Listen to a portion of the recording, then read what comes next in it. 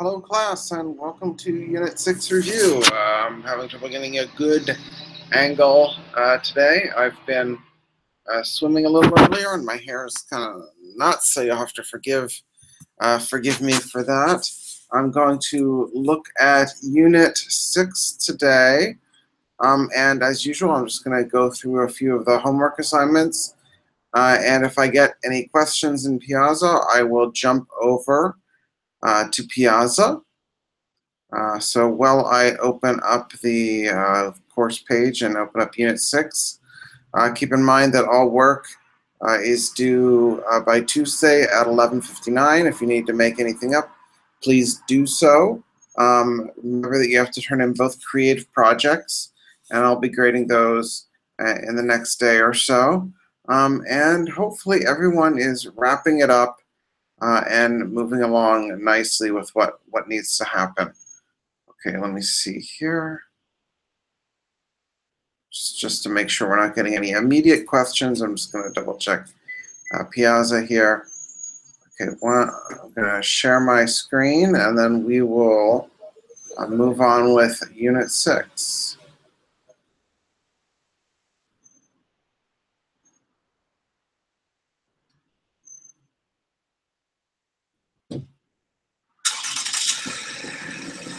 Okay, Unit 6.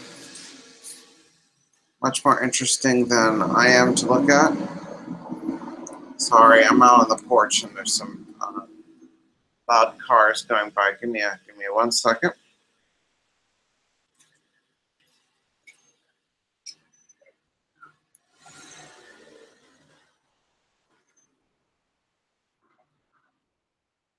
And I'll just go through a couple of these on each assignment, and hopefully that will make some sense. So first of all, we're going to ask you to identify the chord function. And we're going to ask you to identify what type of dominant it is. And remember, when we're talking about chord functions, we can have things that are dominant functions, predominant functions, or tonic functions, or something that is a tonic. But for these, we're looking at dominant functions, and there's really just 3 types. There's a dominant chord, a dominant triad. There's the dominant 7th chord, a dominant triad with a 7th on top, and then we have a 7th chord, or leading tone chord. Now, for the dominant chord, that's a chord built on the dominant note, so a triad built on the dominant note, a 7th chord built on the dominant note, or a chord built on the 7th scale degree. So here we're in C major. That makes things very easy. In C major, the dominant note in C major is G, C, D, E, F, G, 1, 2, 3, 4, 5. It's built on the 5th scale degree. And if I go with my triads, G, B, D, that's my stacked thirds, I can see here, just in this first example, I've got a G, a B, and an F. Right? And remember, on some of these, we're allowed to drop with a 5th. So GBF, this is GBDF, right? So this is a 7th because between the G and the F, I have a 7th, right? So this would be a dominant 7th. And then I ask you, what is the inversion? Well, since the G is the root of the chord and it's in the bass, it's in root position. And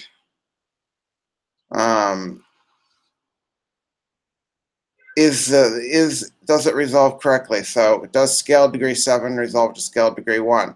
So what is scale degree 7? Well, in C major, scale degree 7 would be our B's. Do our B's resolve to C's? Yes, they do. Does scale degree 4 resolve to scale degree 3? So scale degree 4 would be our F. Our F does resolve to E, yes. Is our tendency tones doubled? Is scale degree 4 or scale degree 7 doubled? Yes, we have 2 B's, so our scale degree 7 is doubled. Now that's one of those things that is not allowed. So is it correct? No, it's incorrect. and it's incorrect because one or more of the tendency tones are doubled. All right, so I just did the first one, but before that, there was something I wanted to do, and I'm just gonna go ahead and pull up a Word document because I think that might be the easiest way to show it. So let me pull up a text document and switch over to that window.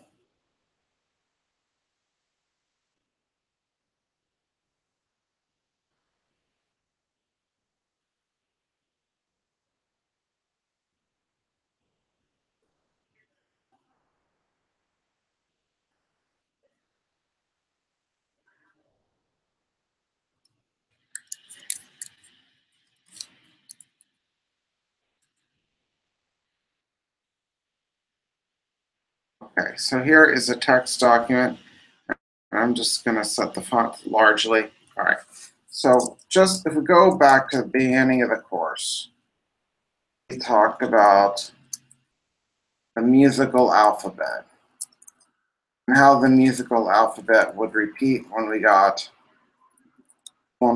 to A again. Now what we see here, besides our musical alphabet, is we see our musical alphabet ordered by seconds. So between A and B, between B and C, between C and D, D and E, E and F, F and G, G and A. These are all seconds. This is why we turn these into scales. But when we're dealing with triads, we're looking at things ordered by thirds. Now, there's only one way to order these letters so that they're all in seconds. If I start skipping around, like A, E, B, G, if I start skipping around, they're no longer in seconds. This is the only way I can order these so that they're in seconds. There's no other way to do it. A, F, is this in seconds? Well, no, not all of it, right? So there's only one way to order in seconds. And similarly, there's only one way to order in thirds. So I'm going to show you this, and this is the only way to order by thirds. And what this means is, when you have your notes in your triads and in your seventh chords, which are stacked in thirds, they're going to have to match these patterns. It doesn't matter if they have sharps or flats or any other accidental. This is the only way to stack notes in thirds. If we keep going up, and then there, we go back to the beginning. So every triad, every chord, and just so you can see that it's still consistent, we're using the same pattern here. Every chord that you make, regardless of accidentals, the letters will be in this order. So in the previous example, I had a B, a G, I had a G, I had a B, and this is really the only example we're going to ask you to do this, and I had an F, and I can see that there's really only one kind of possibility. The only way these end up being any kind of triad or seventh chord is with the dropped fifth scale degree. And as I said, we're not going to ask you to do a lot with that, but for those of you who go further with music theory, maybe in a music major, music minor, you're gonna encounter this increasingly. So if I switch back, to let me see the other application.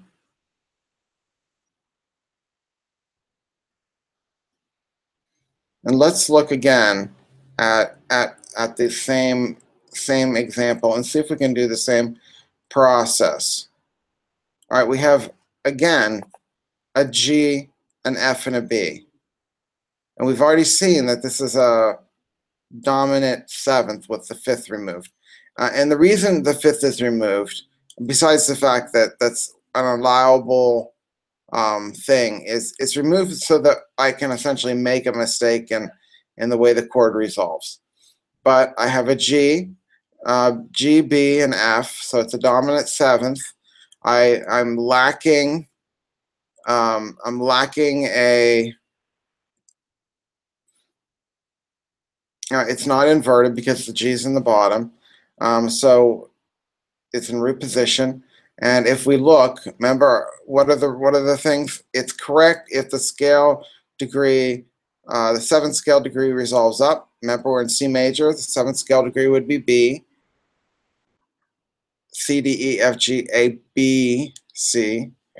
All right, so B resolves up. The 4th scale degree, which would be F, resolves down. What else? That's it. Are either of the F or the B doubled? No. So this one is correct. What about this last one? We have a G, a B, an F, and a D. Here we have the full 7th chord. The D is present, so G, B, D, and F. Now just remember, we got G, B, D, and F. You think to yourself, well, how does that work? How does that equal a chord? Well, if you go back, I wish it was easier to switch between the screens.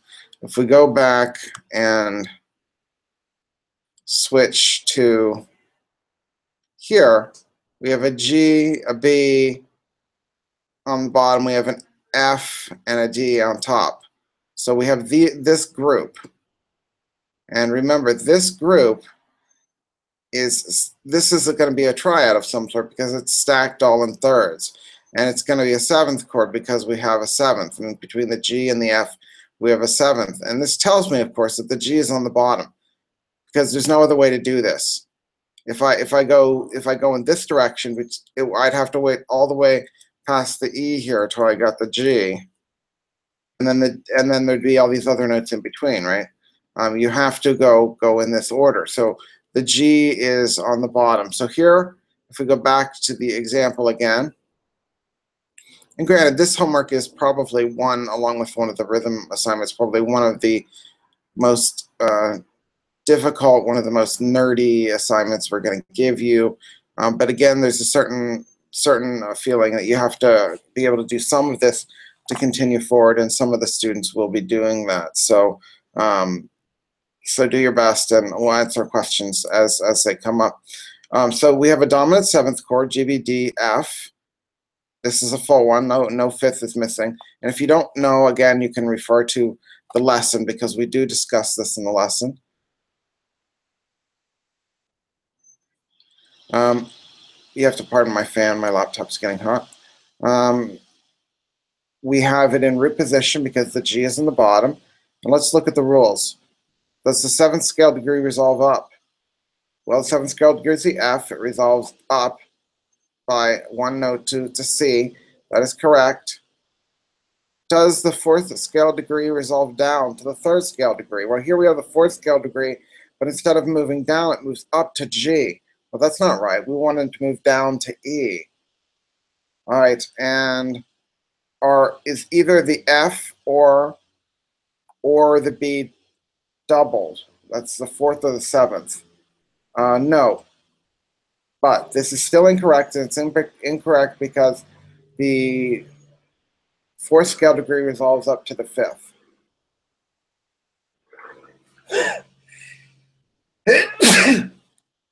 Okay. Let's see if we can do one more of those on the next page.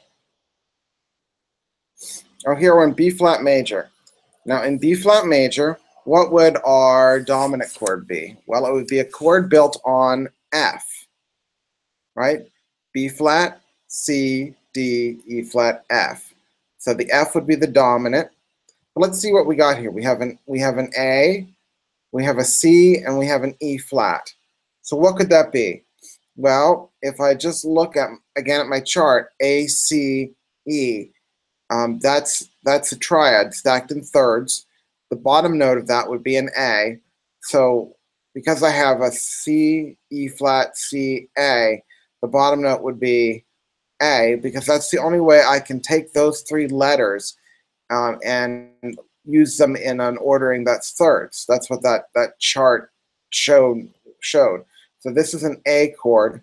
Now an A chord in B flat would be a leading tone chord, right? Because B flat, C, D, E flat, F, G, A. That's the 7th scale degree. So this would be the leading tone chord. So first example, what do I got? I have a leading tone. And what inversion is it in?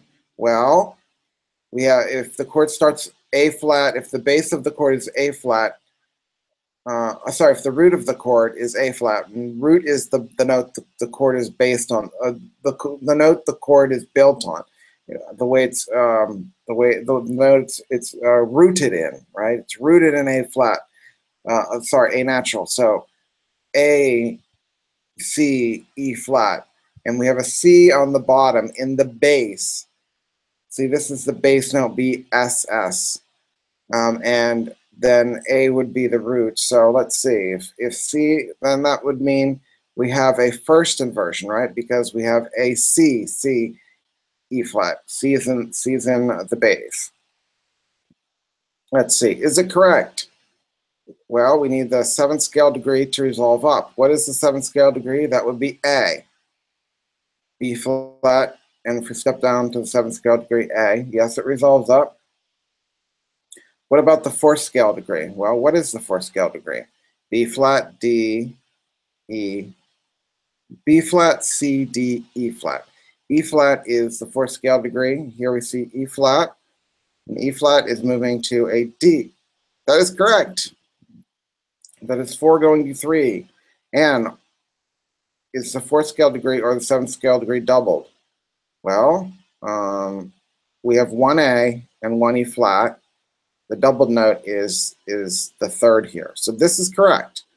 So this one would be correct. How about here? I have an A, an F on top, and a C. So what would this be? A on the bottom, F on top, and a C. Well, if I look at my chart, with those 3 letters, the only way to order them in thirds is FAC. There's no other way to do it. So F is the root. It's the note the chord is rooted on. It's built on F. So FAC. What is F, A, C, and B flat? Well, that's the 5th scale degree. B flat, C, D, E flat, F. 5th scale degree. So we have a dominant. We do not have a dominant 7th because the dominant 7th would be F, A, C, and then the 7th on top, E flat, right? And there's no E flat. All right, what position is it in? Well, it's in first inversion because the 3rd is in the bass. F, A, the 3rd of the chord. The middle of the chord is in the bass. So first inversion. All right, do we have the tendencies? Does it resolve correctly? Well, we have 7. What's our 7th scale degree in B flat? Just like before, it's A, right? So do we have our A going up? Well, this is an A and it goes to B flat, and this is an A, it goes to B flat.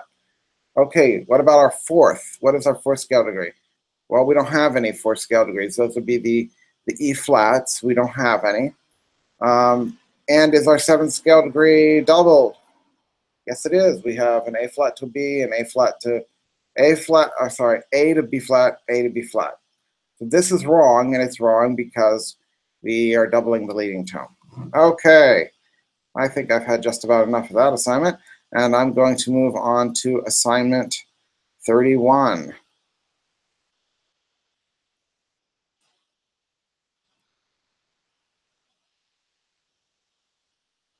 So this, again, is a certain responsibility we have to prepare people who want to go further, but that's just how it is. So here, we're essentially going to ask you, what is the chord name, and what is the inversion, and what is the function?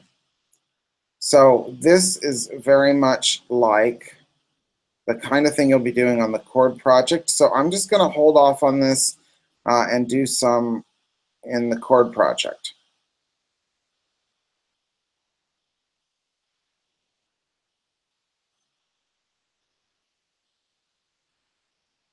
Okay, non-chord tones.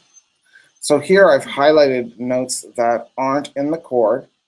And really the tricky thing here really is whether something, rhythmically speaking, is accented or unaccented. That's half the goal. So here, if we just look through A, is unaccented. It's on the second half of the beat. B is unaccented. C is unaccented. E and D and F are all unaccented. G is unaccented. Here, H. So what you're seeing already, and this is a real musical example, H is unaccented. H is accented. They're much rarer. So almost everything else is unaccented. So that reduces half the possibility. And is it a passing tone? Well, in a passing tone, you're going to see a movement through note. So here we have G, A, B. It's going up, it's going through. But a neighbor tone is going to be a move to the non-chord tone and back to the chord tone. So for instance, most of these are passing tones effect. This example is almost entirely passing tones. So I'm just gonna skip on. In fact, I'm not seeing one that's not a passing tone. It's really the danger of using real examples is they become kind of redundant. But let me find a neighboring tone somewhere. Oh, is that the only example we give you? Okay. Let's see, is there any? No. Okay. Well, that was easy. But for instance, in this example, with number C here, we have a D moving down to an unaccented non-harmonic tone, and then we move to B. Now, if we moved back, instead of going down to B, which is a passing tone, if we went back up to D, that would be a neighbor tone. It means we're moving to a neighbor's house and then we're coming home again, right? So, for instance, if you think houses, I'll go back down here to the bass with our G, A here. Here we got a G, A, B. If I'm in my house and I go to my neighbor's house and then I go to another neighbor's house, that's a passing tone, right? I've gone to my neighbor on the left and then I've gone one more house down to the farther neighbor, right? That's how I'm visiting. But with a neighboring tone, that would be passing. I'm passing through my neighbor's house onto another house. If you're going with a neighbor tone, you're going to your neighbor's house and coming home again. So if this went G, A, G, that would be a neighboring tone. And really the rest of it's whether it's on the beat or whether it's on the second half of the beat. That's really the trick to it. All right, let's see what 33 has for us.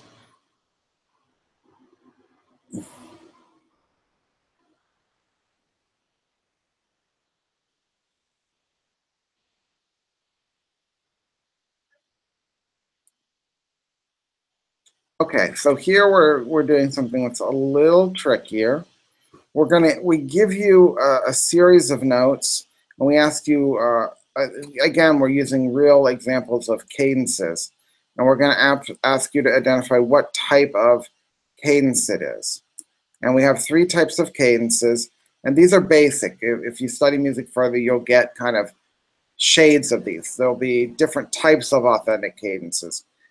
Perfect, imperfect. There are different types of half cadences, different types, well, really just one type of plagal cadence. But for now, we're just giving you the 3 basic types.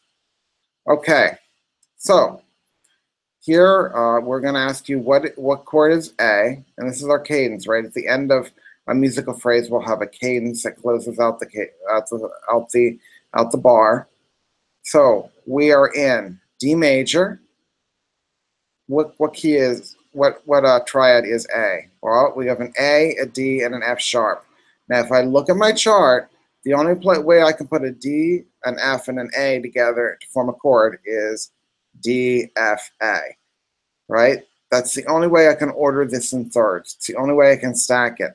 That means the D is the root of the chord. It's the root the chord is built on. It's the root. So if D is the root and I have an A in the bass, D, F, A, D, F sharp, A, then we're in second inversion.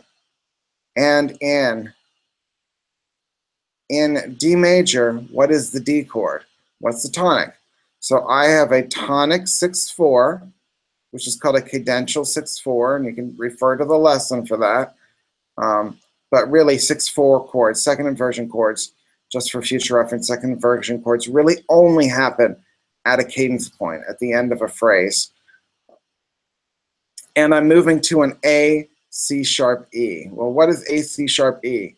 Well, is it inverted? No, because A, C, E is in our chart as a stack of thirds. A, C sharp, E. What would that be in D major? Well, D, E, F, G, A. It's the dominant, 1, 2, 3, 4, 5. So this is a dominant chord. And it's not inverted, so I'm just going to hit dominant. And what is the cadence type? Well, when you cadence on the 5th scale degree, it is a half cadence. It's also sometimes referred to as an open cadence because there's a sense harmonically that the music wants to continue forward. Let's do the next one. Here we have an A, and a C. Okay, so we are in A minor. So what is A, C? Well, we're not having a 5th again. We saw this earlier in one of the earlier examples. And a lot of times the composer will drop the 5th because just having the root in the 3rd communicates quite a bit. But in A minor, what is an A, C? And then we're missing the E. What would that be? Well, that would be a tonic. And with an A in the bottom, we don't have any inversion. All right, so what about here? We have an E, G sharp, and a B. Right, and both of these notes in the bass are E's. E, G sharp, B. So what would that be? Well, we're in A minor, so A, B, C, D, E, 1, 2, 3, 4, 5. It's a 5th scale degree. E, G, B, the only way to order that in thirds. So E, G sharp, B. It's in root position, and it is a dominant chord. A, B, C, D, E, 1, 2, 3, 4, 5, dominant. And that is, again, half, because when we end on a dominant chord, we have a half cadence. What about here? Well, the D is going to continue in both voices, so we have a D, G, B. So if I look at my chart, G, B, D, right, it's the only way to order it. I'm in G major, so what is G, B, D, and G major? That is a tonic. And then I have DFA. What is DFA in G major? G, 1, A, 2, B, 3, C, 4, D, 5. It's a 5th scale degree. It's a dominant. There's no 7th scale degree. The D is in the bass. It's root position. And it is again a half. So I give you 3 half cadences. All right, let's see. Let's do one more. Here we're showing you what is called an arpeggio. So all of these notes, all of these final notes are in the final harmony in A.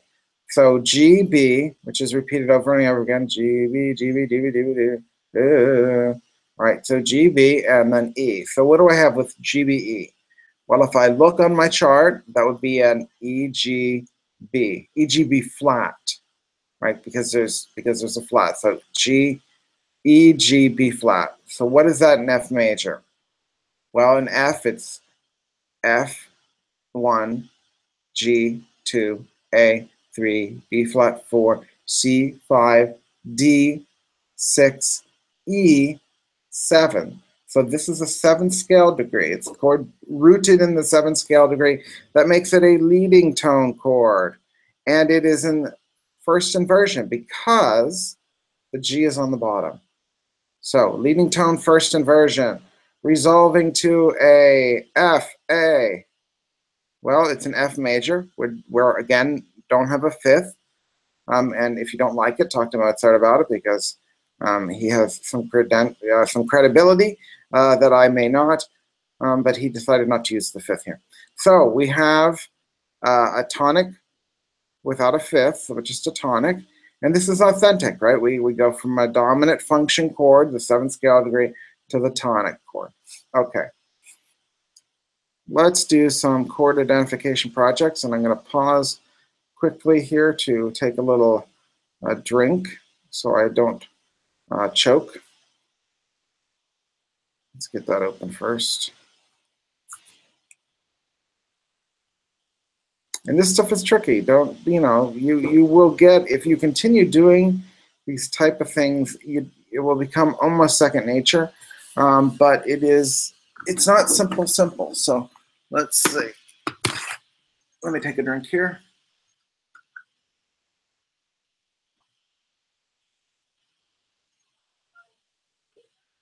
Okay.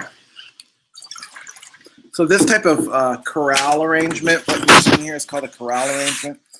This is generally how people would sing in churches after starting with the Lutheran Reformation, and really a couple hundred years after that, you start seeing arrangements like this. And we study Bach examples in music theory because they're just so perfect. They're just so beautiful. So here we ask you to identify the chord name, we identify the inversion, and I guess if there's a seventh chord present, we just ask that you use the figured bass numbers for the seventh scale degree. And we ask you to identify the harmonic function, tonic, dominant, dominant preparation. We ask you to identify the cadence and whether this is a period, yes or no. So the first chord, what is the first chord here? Well, we have a G, a B, a D, and a G. And isn't it great to be able to read it quickly since you've been practicing it all semester?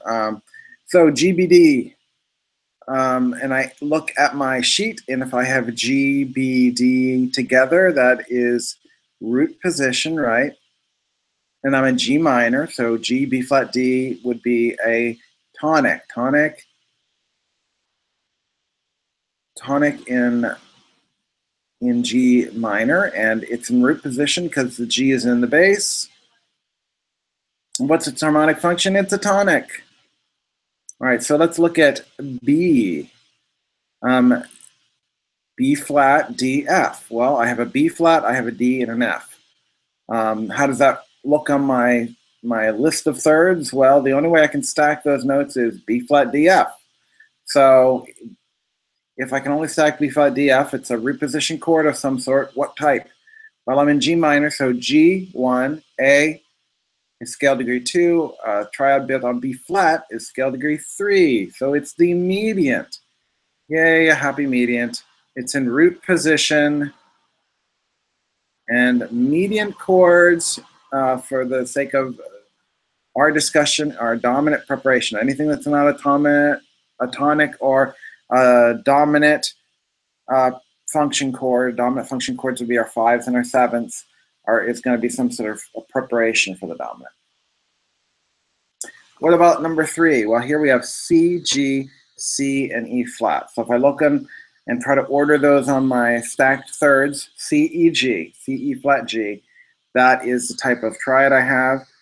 What scale degree is C, E, G, C, E flat, G? Well, G minor, so G, A, B flat, C. Fourth scale degree, I have a subdominant, C's in the bass still, so we got another root position chord, and it is a predominant function. It's not one of our dominants, it's not one of our tonics, predominant. Now that's a very simplistic thing for those of you who go forward, but for the sake of this, for generalities, it's a predominant. Here's a more tricky chord. Yay, we got a tricky chord. All right, we have a C, an F sharp, an A, and a D. Wow, that's a whole bunch of crazy. Now, if you're in, I mean, my eye gets immediately drawn to the F sharp, the accidental. What does the F sharp tell us in G minor? Well, in G minor, what are we changing the F to? The F is the 7th scale degree, G, A, B flat, D, C, E flat, G, F, the 7th scale degree, and we're taking it from the subtonic, right? Because between F, the 7th scale degree, and G, there's a whole tone, and we're raising it. So it's a leading tone now. The F sharp becomes a leading tone. So this tells me right away I've got some sort of dominant function, right? Because I've created a leading tone, which you have to make a dominant function. So what do I have here? F, A, D, and C. If I look on my chart, the only way to order that is D, F sharp, A, C. D, F sharp, A, C. The root of this chord, it's rooted in D. So this is a, well, G1, A2, B flat 3, C4, D5. I have a D major. It's a dominant. So let's mark our dominant. and it's a seventh chord, right? So what type of seventh chord? What inversion? Well, we have the C in the bass. So if you just count from the bottom between C and F, that's a 4. I'm going to have a 4 in there. And then with the A, I'm going to have a 6. And with the D, I'm going to have a 2. And oftentimes that 6 number will drop. So I have a 4. Is that the D is a second away from the C, and the F sharp is a fourth away. So I'm looking at a 4-2, which is what type? It's a third inversion, right? So D, F, A, C. The seventh is in the bass. So this is a third inversion, seventh chord, and it is absolutely a dominant. Okay, so I'll do one more. All right. B flat, D, B flat. So I have a B flat, a G, and a D. If I look, the only way to work that out is G, B flat, D. That's the only way to stack it in thirds. And in G minor, G was a tonic. I have a B flat in the bass, so G, B flat, the middle of the chord. So that is first inversion, a 6-3. And the harmonic function is tonic because I'm in G. So there, if you're watching this, I gave you the first 15 answers. Yay, if you're not watching this, boo, you get no answers. Okay, so I'm gonna sign off. Please ask questions if you have them in the forum. I will be answering them, and watch for your creative project grades. Make sure you're reading the gradebook correctly. And go ahead and redo all the assignments if that helps your grade. Thanks a lot. Bye. Oh.